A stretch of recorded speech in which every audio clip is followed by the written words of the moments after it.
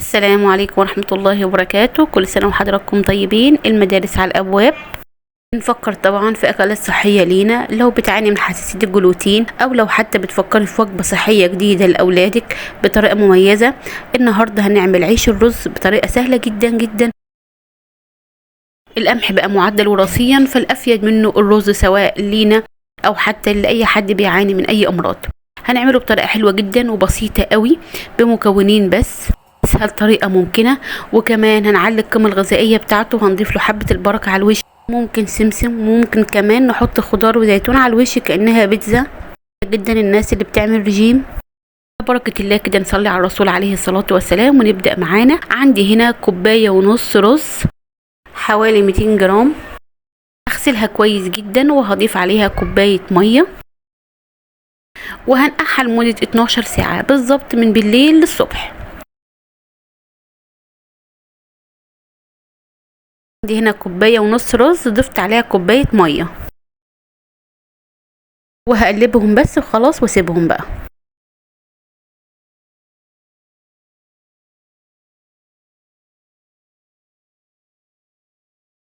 بعد خلاص ما سبتوه اتنقع 12 ساعه، هبدا عندي اجهز المكونات زي ما انتم شايفين بسيطه جدا، عباره عن نص معلقه ملح، معلقه سكر، معلقه كبيره زيت، ومعلقه خميره.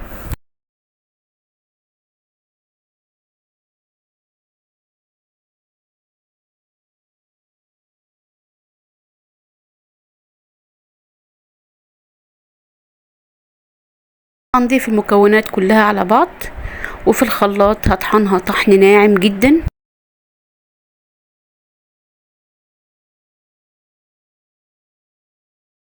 انزل بالرز والزيت والملح والسكر والخميرة في الخلاط مرة واحدة.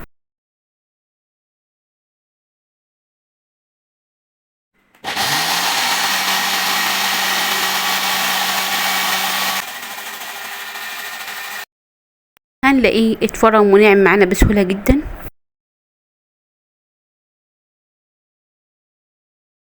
شايفين القوام بتاعه عامل ازاي؟ ناعم جدا. الكمية دي هتطلع عليه كمية عيش حلوة جدا. طبعا لو انت عايزة تزودي براحتك زودي، لو عايزة الاول تبتدي انك تعملي بالكمية القليلة دي وبعد كده تبدأي تزودي. هي صغيرة مقاس 16 او مقاس 20. هضيف فيها معلقة زيت، وابدأ اصب فيها الخليط اللي انا طحنته ده. شايفين ناعم ازاي؟ مفيهوش اي تكتلات.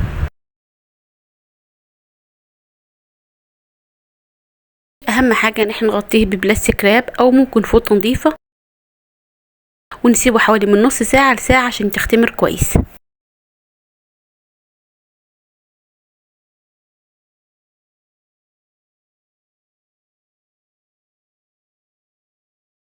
هنا كده بعد ما خلاص سيبناها حوالي ساعة الا ربع، اختمرت معايا. شايفين الارتفاع؟